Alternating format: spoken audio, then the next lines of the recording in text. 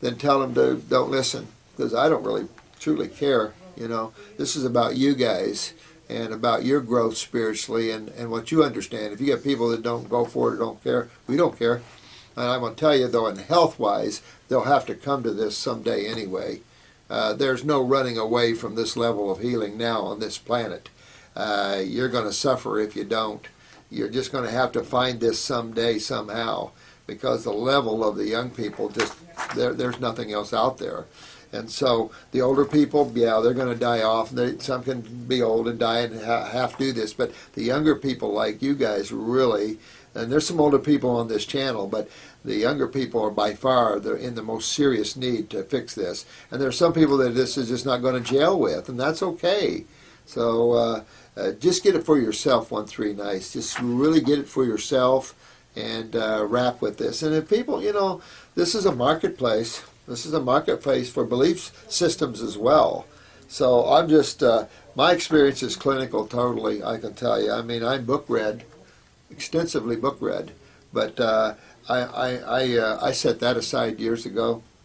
I really have, because the truth is in reality of what you see and what is real and what the effects of what you do, what you see that, I am absolutely convinced that 80% of what Dr. Morse says it is true. You're right, man. 80%.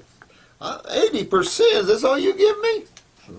However, as I like to observe my environment, I know that there has to be something. Example, since my first contact with Buddhism, oh, there you go, I didn't really understand why the heck people just sit around and meditate. I mean, would you just sit around without any reason?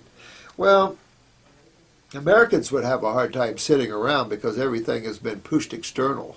In America, in capitalism, everything is like dangling pieces of candy in front of you that you seek to have and to build and to have these big houses and to have all these things. So it locked us into debt and it locked us into things. And that's why a lot of people like the Native American way of simplicity. And so because we've just got carried away with capitalism. And so when it says just sit down and relax, most people say sit down and relax, because basically meditation is sitting down and relaxing. The thing is who's the meditator? And there's a lot of levels to awakening and to spirituality. And everybody has a piece of that. But the highest of high, what is that? And that's where you can only find out yourself. I just give you little hints of what I've experienced in these different realms, but you can figure out creation real easy. If you study the different works and different religions, you can put together for yourself how creation is. I did it for you so you can understand genetics. But, if you get up into your higher teachings, they'll show you the mental worlds and how they're put together. And you experience them through your physical body. You experience your mind, you experience your emotions, you experience your ego, you experience these things, so you know they exist. So it's just it's just being that way. I've always sought the truth. I've always sought what really exists out there. And reading other works and religions, someone else is always telling you what's out there. And there's a point where you got to find out yourself what's out there. And that's what I try to teach you. I do sometimes get overboard and say things like the 1,000-petal lotus and stuff, but how do you know that really exists? That's someone else's experience. And that's my point here, is that you're the only one that is the experiencer, and you are the one that has to determine truth. But how do you arrive at the ability to be able to know what truth is? And you can't know it through the mind. The mind does not deal with truth whatsoever. It deals with activity. It deals with patterns of thought and relationships and rationale. It has nothing to do with truth. It's a completely conditioned element or process that you use. The emotions the same way. And so they're all tied into weaknesses of structures of the body and everything else. Truth is beyond that, the reality of life and what really is truth. So how do you going to know what this really is for yourself? Well, you have to get to the point where you don't believe anything.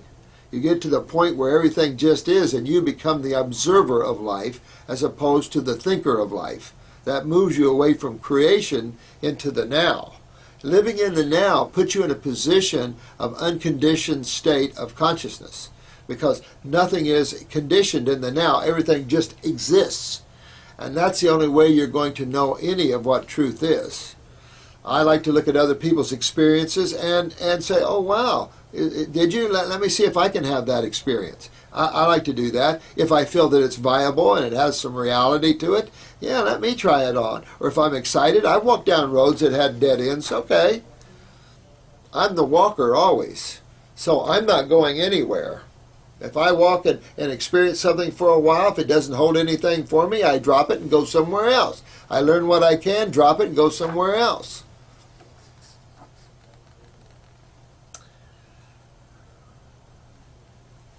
You're a good 132. Keep it up, and don't worry about other people. Not important. What's important is you totally. And who are you? How do you arrive at knowing who you really are? Am I the body? I mean, a lot of people are willing to tell you things. It's a marketplace with that. But breaking away and getting into the alone state and getting time to where you can even get away from organizing, get away from that mind to where you now can see things for the first time. That's why I always liked LSD. No, not really. Window pane, maybe. No, just kidding. Hey, Robert, genetics. Why do you know that genetics work like that in real time, etc.? Somebody should prove that and make it public. I think so, too. I can tell you, though, at the moment of conception, just think about this, though. At the moment of conception, everything works in the moment. And yes, we work with memories and we work with things, but everything's in real time in the moment. So at the time of conception, in that moment, you'll see those genetics passed in that moment. You can always see weaker genetics. If you take eyes of generations of the same family, you can see the weaknesses as they get weaker through the generation. You can see the difference between the lesions of the eye of a mother and the daughter and the granddaughter. And even if you add the grandmother, I've had 4 or 5 generations in here at one time being able to look at that and see that. And so, yeah, there needs to be a lot. They're into genes and tracing these things in that way, and I think they're going down the wrong road in that way. It's easy to understand when you're looking at creation and how it is, and how the mind and emotions and how they play your drama for you. You know, you're the experiencer, but your mind and emotions pat that experience and put it into creation, which is outside of the moment. It is in the process of duality, where you have two forces pitting itself against each other, even though they come from the one source. A good example in Buddhism is at the causal plane, you have Brahma, Vishnu, and Shiva, the three forces that come out of the God, out of the Brahm, basically. Well, we do that in Christianity, the Son, the Father, and the Holy Ghost. We have those same type of trinities when you look at all these different religions, but this still relates to creation. So, difference between creation and God itself, or whatever the ultimate supreme being is itself, doesn't matter what name you give it.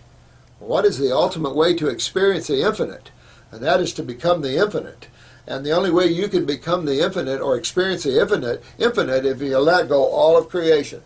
If you let it all go, get out of thought, get out of emotions, get out of all the ideas and the activities of thought patterns and emotions, and get into reality, and the moment only offers that. And so that's one of the keys to traveling these journeys and understanding these things for yourself. And in the bottom line, the bottom line to this 1-3 nice is or 1-3-2 nice is yourself. That's the bottom line. The bottom line is the buck stops with you. You're the knower, you're the doer, and you're a good person. You just get to know yourself more and more and more. Live in the intensity of the now. Don't believe in anything. Doesn't matter. And in non-believing of anything, you experience the whole.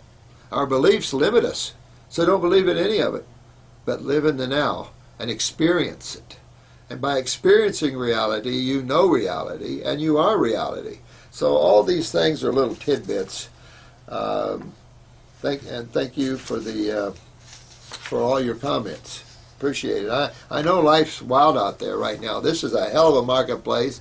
There's all levels of thinking, all levels of propaganda. There's all levels of everything. There's agendas. There's all kinds of things. There's narcissism. There's the id.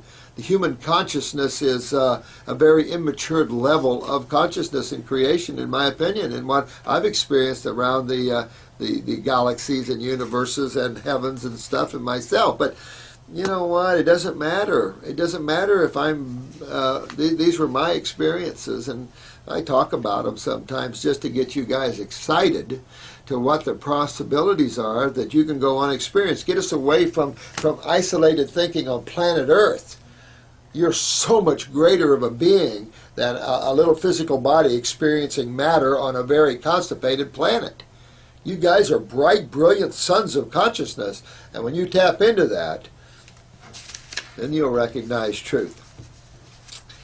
I'd like very much, Doctor, if you could make a video about your current eating habits. Oh, I wouldn't be a pretty picture. I should have brought my breakfast this morning. What do you eat for breakfast, lunch, and dinner? For breakfast, I always try to have fruit. Very rarely do I have something really gnarly. But generally, sometimes I'll get the craving. I have a little fungus too, so sometimes I get a craving for a donut or something. You know, that's be my cheat. But I always try to do the fruit thing for breakfast. Working in the clinic, I have we get out. I'm just just working with all these things that I like to have a big salad for lunch. If I could go out and get a big fruit bowl, I'd prefer that. But I generally have a big salad for lunch. That's almost every day. Nighttime, I piece.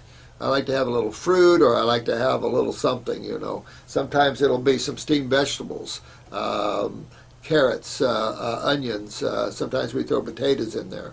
So, and sometimes soups, and sometimes veggie. Sometimes I'll do veggie sandwiches, where I get the millet bread and I just pack on because I love avocados, tomatoes, onions. I like pickles, So I'll just build up me a big veggie sandwich. The days if I can do fruit all day, I try to do that. Jennifer's always has fruit and vegetables around the office here, so we're always piecing on fruits and vegetables around the office. Like tonight for supper, I'm going to a big salad restaurant. But they have a lot of other stuff there, so I probably have some homemade soup too, probably. Not a pretty picture. Thanks for the question, though. Love you, Dex. Thank you, sweetheart. Latin. Beautiful woman you are. Let's see. And I emailed about my mom, who fell and hurt her leg. Ooh, sorry, Mom. And it did not heal well. Yeah, absolutely. Going back to that not healing well, that's a lymph system here. She has been doing the high fruit and is breaking out in a terrible itchy... Yeah, I know. That's her lymph system. Sorry about that, sweetheart. You could slow it down maybe a little bit, hit that body with a lot of parasite in, because she can go crazy with that itching stuff. She's full of fungus here. And of course she is worried, and I need you to touch on this. She has fibromyalgia. Yeah, she has fibromyalgia. She had her tonsils removed 35 years ago. She had a hysterectomy and many surgeries. Tina!